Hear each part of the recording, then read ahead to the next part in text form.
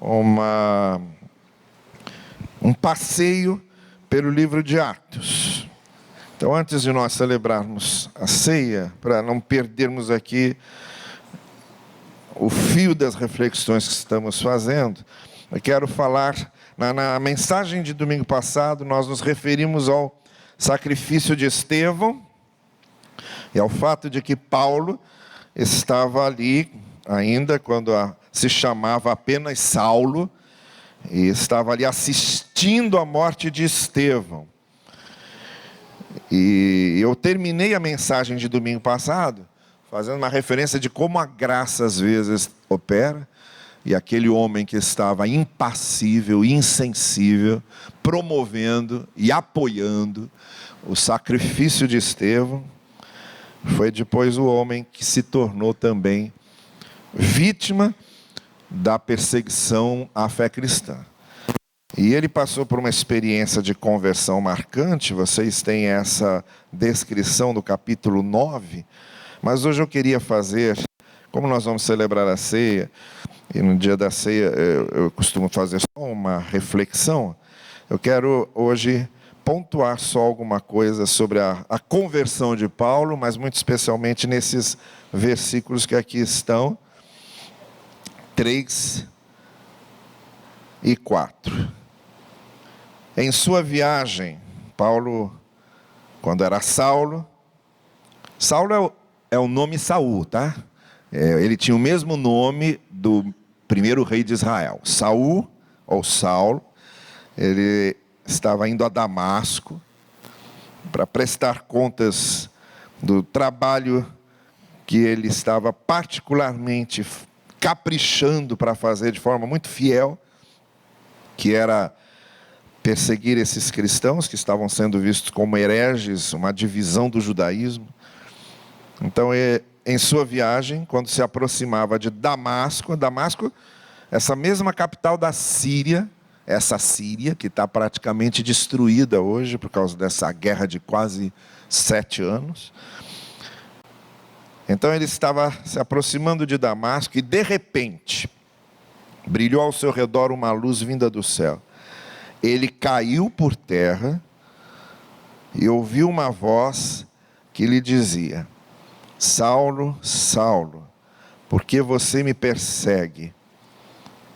Saulo perguntou: quem és tu, Senhor? E ele respondeu: eu sou Jesus, a quem você persegue. Levante-se, entre na cidade, alguém lhe dirá o que você deve fazer. O que eu queria hoje sugerir a você que fizesse é que tentasse identificar qual foi o seu caminho de Damasco.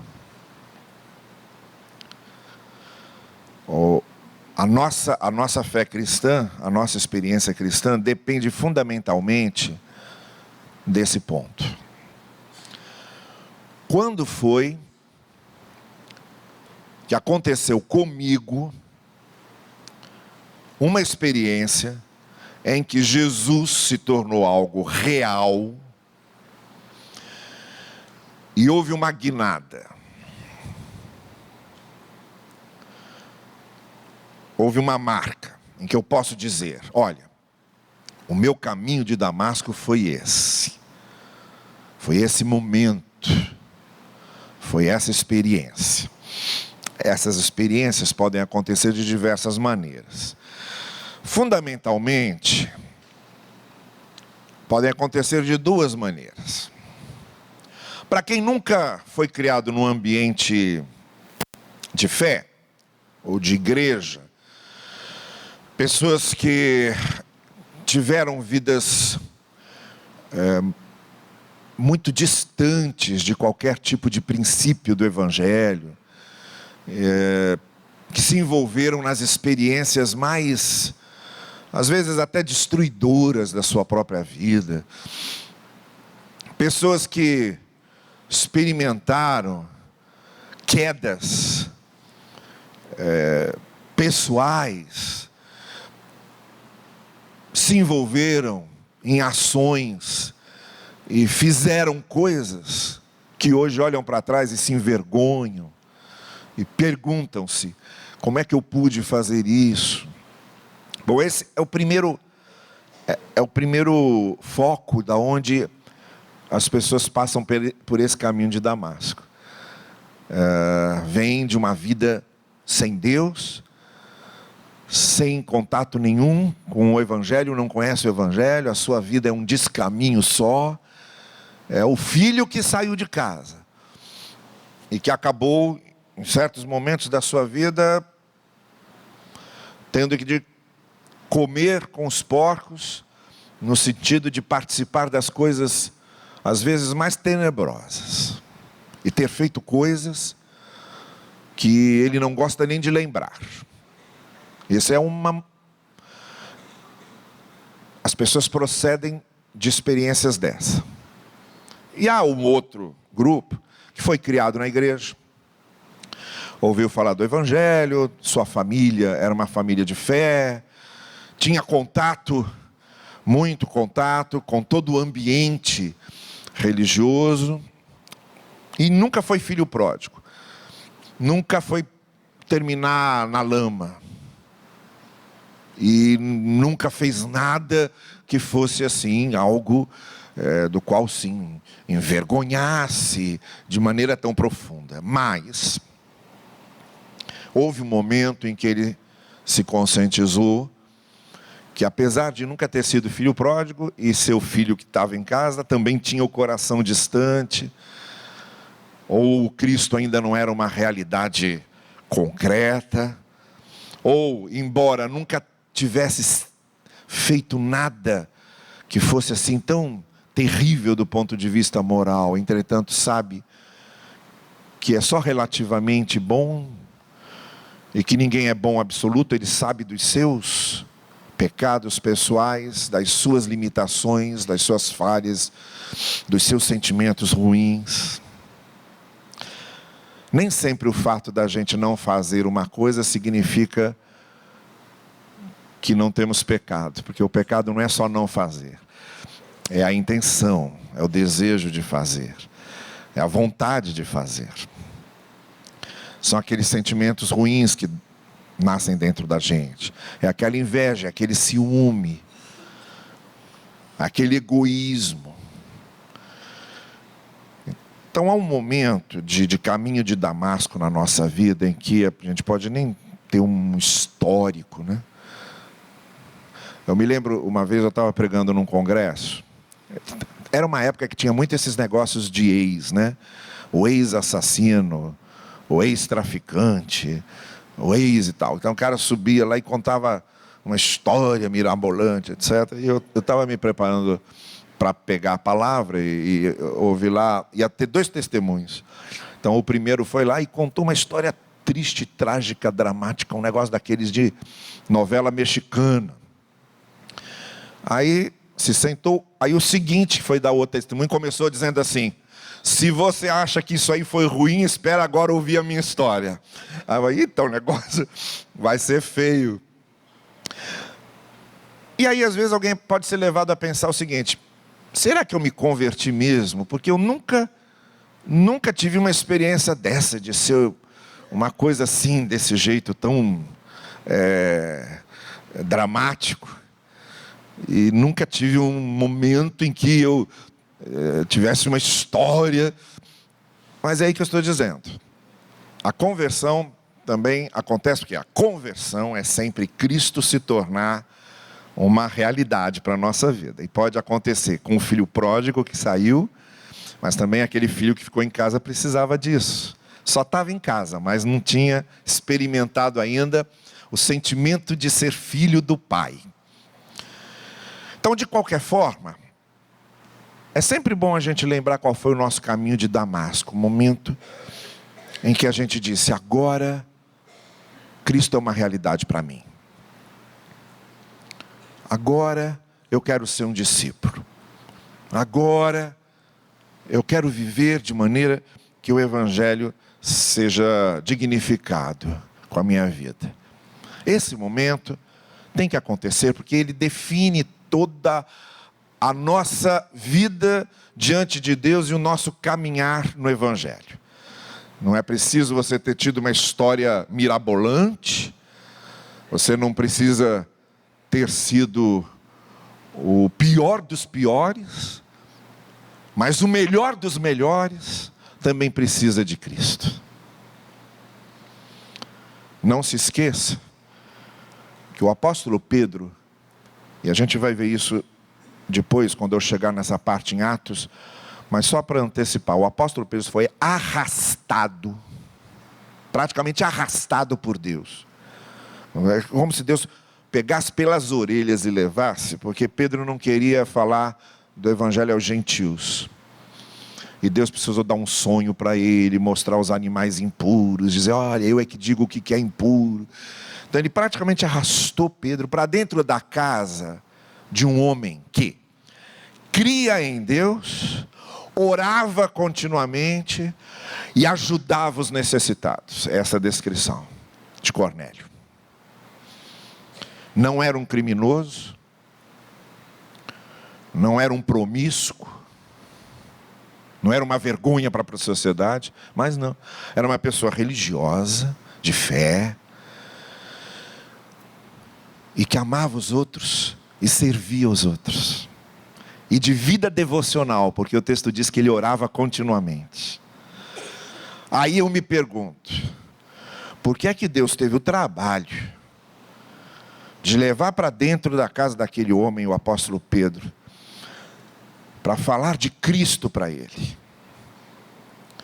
Porque uma coisa é ser religioso, outra coisa é ser religioso a partir de Cristo. Uma coisa é estar na igreja, outra coisa é estar na igreja a partir de Cristo. Uma coisa é abençoar os outros e fazer bem aos outros. Outra coisa é abençoar os outros e fazer bem aos outros a partir de Cristo. Esse ponto Cristo tem que acontecer. Esse caminho de Damasco em que Cristo se torna uma realidade para a gente, precisa acontecer. Saulo tinha certeza que ele não era um promíscuo, pelo contrário, ele diz na carta aos Filipenses que ele foi o mais dedicado dos fariseus, fariseu entre fariseus. Quer dizer, era aquele que levava aquelas coisas à risca. Não tinha ninguém dentro da caixa como Paulo estava, cumprindo todos os detalhes da lei do Talmud e de todas as circunstâncias legais e rituais. Ele levava isso a sério. E quando ele perseguia os cristãos, ele achava mesmo que estava fazendo um serviço a Deus. Por isso deve ter sido um choque para ele, quando ele ouve do próprio Deus que ele adorava: eu sou aquele a quem tu estás perseguindo. Então, mesmo numa vida de muito critério religioso, esse evento Cristo, esse fenômeno Cristo precisa acontecer. Por quê? Ser em Cristo não é ser religioso. Um budista é religioso. Também não é crer. Um hindu crer. Um hindu crê. Então, ser em Cristo não é só ter uma atitude religiosa. Ser em Cristo não é só ter apreço pela humanidade. Qualquer humanista tem apreço pela humanidade. Mesmo os humanistas ateus podem fazer bem a muitas pessoas. Há ateus que são pessoas boníssimas, de coração enorme. E ser em Cristo não significa ser solidário e preocupar-se com a justiça social. Há bons marxistas ateus que se preocupam muito com justiça social e a divulgam e pregam. E há comunistas que foram torturados e não entregaram seus colegas, porque a fidelidade deles ao que eles acreditavam fez com que até perdessem suas vidas. Nós vemos essa fidelidade ao que se crê e ao que se pensa em todos os ramos da sociedade. Pessoas que estão dispostas a se sacrificar pelo que acreditam. Então isso se vê. Então ser em Cristo não significa isso só, mas significa isso a partir de Cristo. É esse caminho de Damasco e esse nosso encontro com Cristo. E Cristo como evento definitivo na nossa vida é que faz com que a gente passe de Saulos fiéis, religiosos, puros, devotos, para Paulos, que dizem, olha, nada disso faz sentido se Cristo não estiver no centro de todas essas coisas. Então, mais do que dar vida nova às pessoas, ou tirar um promíscuo da promiscuidade, para quem nunca foi promíscuo, e para quem nunca teve uma vida de crimes, para quem nunca foi um pária na sociedade, Cristo veio para tornar a comunhão com Deus algo verdadeiramente significativo. A fé, algo verdadeiramente significativo. Essa é a diferença.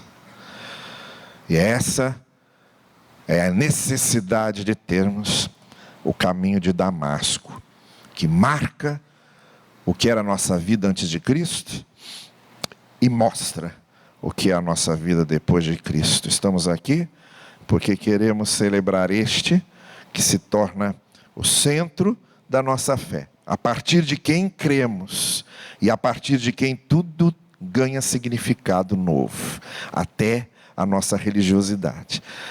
E é por isso que nós vamos celebrar aquele que deu a sua vida por nós, com o pão representando o seu corpo e o cálice representando o seu sangue. Nós vamos cantar esse primeiro cântico que está